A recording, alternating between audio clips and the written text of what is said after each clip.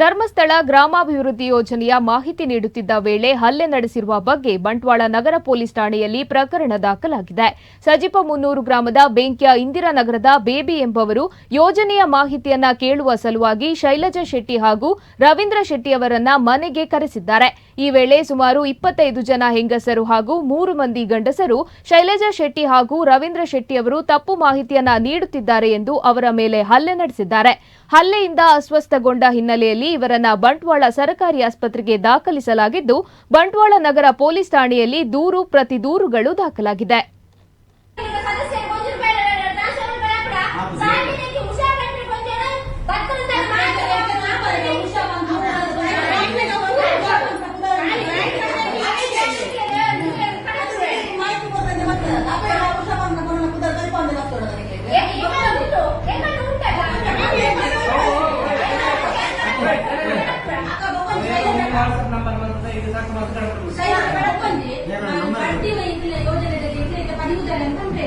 ಅವು ಸತ್ಯನೇ ಸರಿ ಇಂಕಡಿ ತೈನೇ ನಮ್ಗೆ ಒಂದಿಲ್ಲ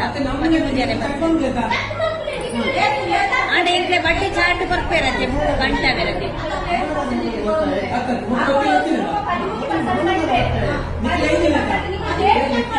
ಇಂಕಡೆ 13 ಜರೆ ಬಂದ್ಬೇಕು.